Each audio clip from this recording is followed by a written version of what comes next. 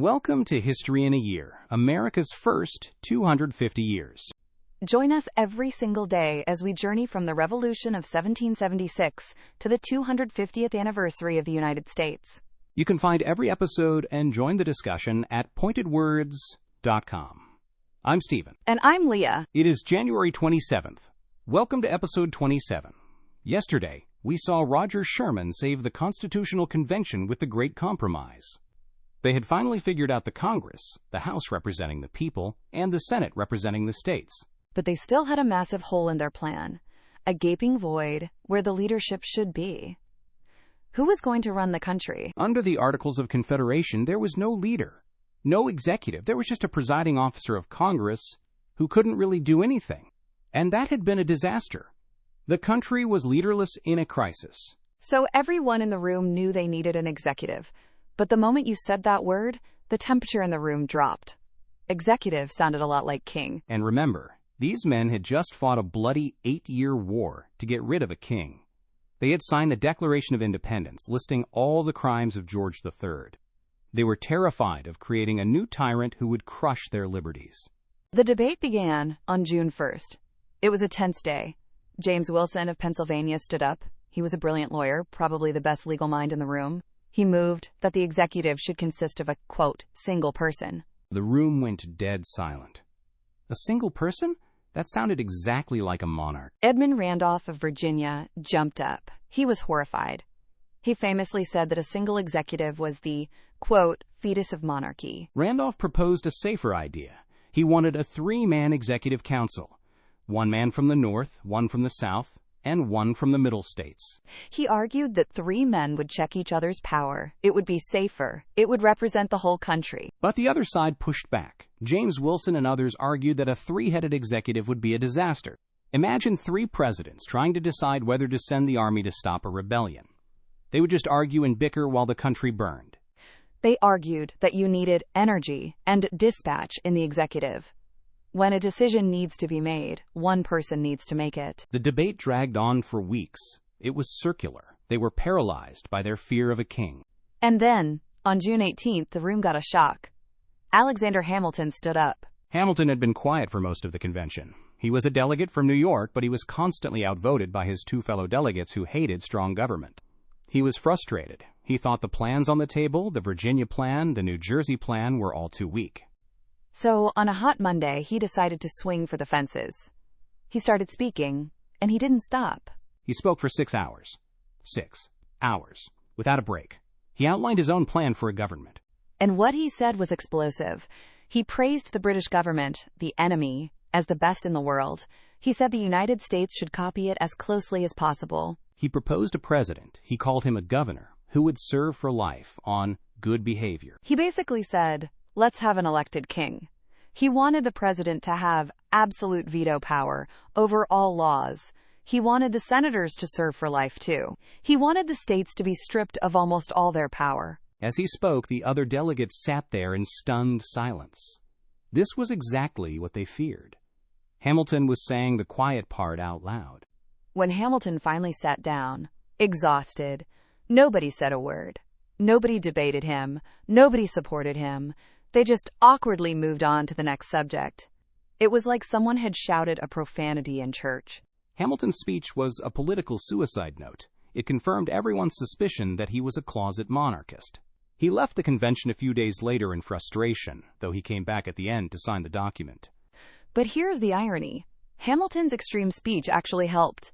By proposing a king, he made the other ideas, like a single president serving a 4-year term, seem moderate by comparison. So eventually, the delegates agreed on a single president. But then came the hardest question of all. How do you pick him? This was the Goldilocks problem. Every option seemed wrong. Option 1. Let Congress pick the president. Most delegates liked this at first. It seemed logical, but then they realized, if Congress picks the president will just be a puppet of Congress. He won't be independent. He'll always be trying to please his bosses in the legislature. Option 2. Let the state legislatures pick him. Too messy. The president would owe favors to the states, not the nation. Option 3. Let the people pick him directly. A popular vote.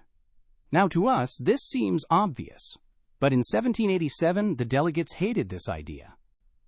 Elbridge Gerry of Massachusetts said the people are dupes of pretended patriots. George Mason said letting the people pick the president would be like letting a blind man pick colors.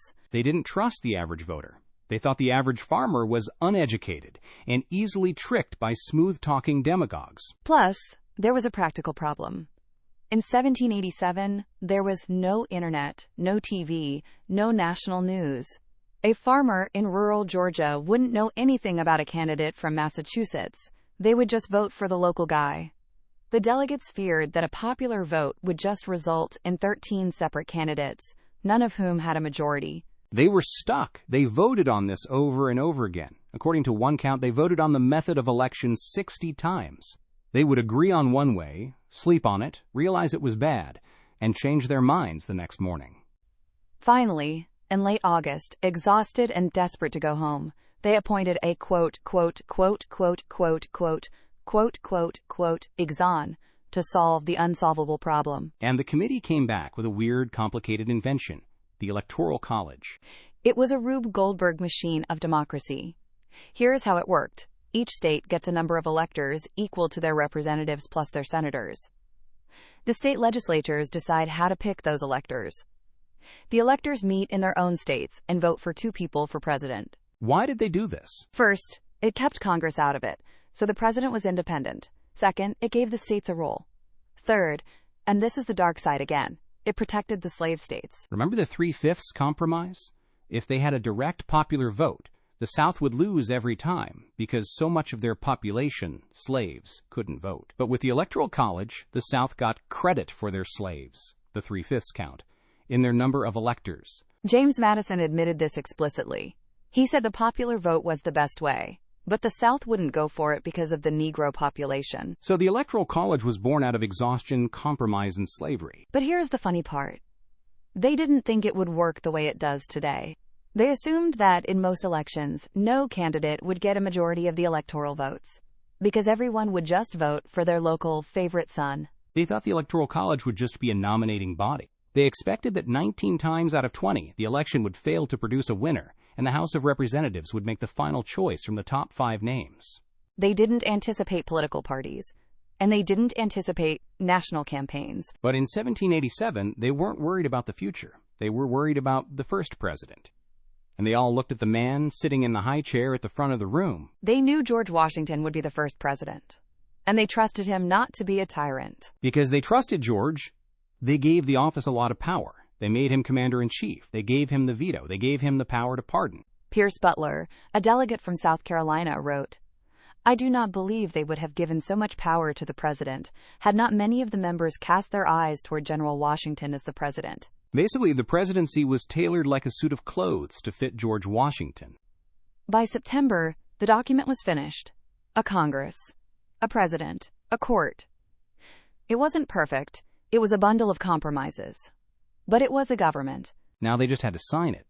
But as the delegates read the final draft, 3 men stood up and said no. Join us tomorrow for episode 28, The Signing. Benjamin Franklin gives one last speech about the rising sun, and 3 delegates, Elbridge Gerry, George Mason, and Edmund Randolph, refused to sign the Constitution because it lacks a Bill of Rights. I'm Leah. And I'm Stephen. You can find every episode at pointedwords.com. And this is our story.